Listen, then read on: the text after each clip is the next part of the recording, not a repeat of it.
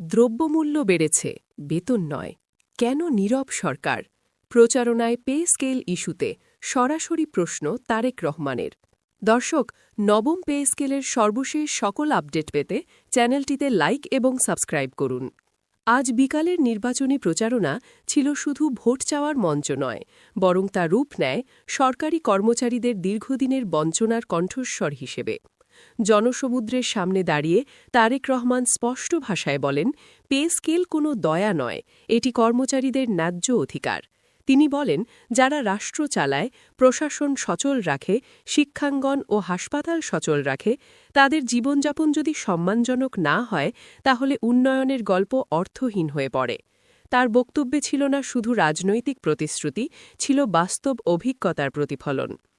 তারেক রহমান বলেন, গত কয়েক বছরে দ্রব্যমূল্য বেড়েছে কয়েক গুণ, কিন্তু কর্মচারীদের বেতন কাঠামো সেই বাস্তবতার সঙ্গে তাল মেলাতে পারেনি। একজন কর্মচারী আজ সংসার চালাতে গিয়ে হিমশিম খাচ্ছেন, সন্তানের শিক্ষা, চিকিৎসা ও বাসস্থানের খরচ মেটাতে গিয়ে মানসিক চাপে ভুগছেন। এই পরিস্থিতিতে পে স্কেল সংস্কার বিলাসিতা নয়, বরং সময়ের দাবি।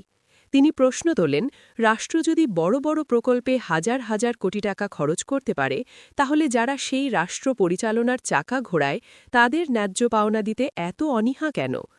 বক্তব্যের এক পর্যায়ে তিনি বলেন, কর্মচারীরা কোনো রাজনৈতিক দলের শত্রু নন, তারা রাষ্ট্রের মেরুদণ্ড।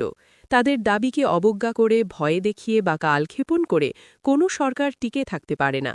তারেক রহমান বলেন, নির্বাচনের সময় এলেই কর্মচারীদের কথা মনে পড়ে, কিন্তু ভোট শেষ হলে সেই প্রতিশ্রুতি ফাইলবন্দি হয়ে যায়। এই সংস্কৃতি বদলাতে হবে।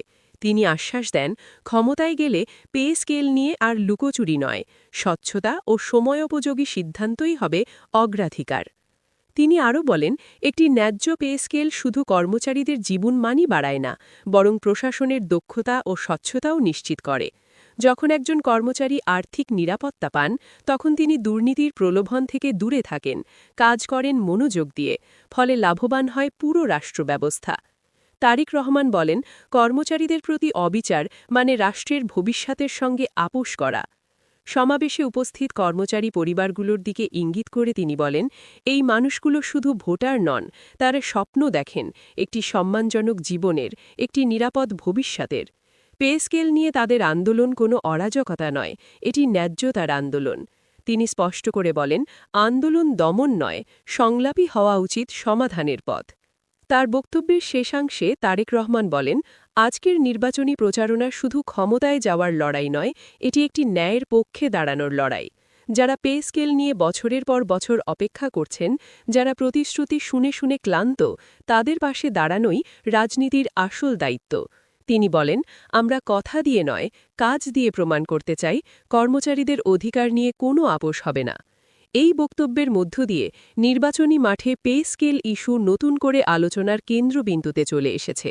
প্রশ্ন এখন একটাই, এই প্রতিশ্রুতি কি বাস্তবে রূপ নেবে, নাকি আবারও সময়ের স্রোতে ভেসে যাবে? সিদ্ধান্ত আসবে জনগণের হাতেই, ভোটের বাক্সে। সমাবেশ শেষ হলেও তারেক রহমানের বক্তব্যের রেশ থেকে যায় মানুষের মনে। মাঠে দাঁড়িয়ে থাকা কর্মচারীদের চোখে মুখে ছিল এক ধরনের প্রত্যাশা, এবার হয়তো তাদের কথাগুলো শোনা হচ্ছে। তিনি বলেন, রাষ্ট্রের চাকরি মানে যেন শাস্তি হয়ে না দাঁড়ায়, সেই ব্যবস্থাই বদলাতে হবে। একজন কর্মচারী যেন মাসের শেষ দিনগুলোতে ধার নয়, সম্মান নিয়ে ঘরে ফিরতে পারেন, এটাই হওয়া উচিত রাষ্ট্রের লক্ষ্য। তারেক রহমান আরও বলেন, পে স্কেল প্রশ্নে বারবার সময় নষ্ট করা মানে জনগণের সঙ্গে প্রতারণা করা। তিনি স্পষ্ট করে দেন, আজ যদি কর্মচারীদের ন্যায্য দাবি উপেক্ষা করা হয়, তাহলে আগামী দিনে প্রশাসনিক অচলাবস্থা তৈরি হতে পারে, যার দায় কোনো একক শ্রেণীর নয়, পুরো রাষ্ট্রকেই বহন করতে হবে।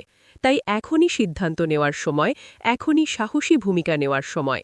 তিনি বলেন, কর্মচারীরা রাজপথে নামতে বাধ্য হচ্ছেন কারণ তাদের দরজা বন্ধ করে দেওয়া হয়েছে, অথচ একটি গণতান্ত্রিক রাষ্ট্রে দরজা বন্ধ নয়, আলোচনার টেবিল খোলা থাকার কথা। পে স্কেল ইস্যুতে তিনি আশ্বাস দেন, ক্ষমতায় গেলে প্রথম দিকের গুরুত্বপূর্ণ সিদ্ধান্তগুলোর মধ্যেই থাকবে কর্মচারীদের বেতন কাঠামো পুনর্বিন্যাস ও বাস্তবায়নের রোডম্যাপ ঘোষণা। সমাবেশের শেষ মুহূর্তে তারেক রহমান বলেন, এই নির্বাচন শুধু সরকার বদলের নির্বাচন নয়, এটি একটি ব্যবস্থার পরিবর্তনের নির্বাচন।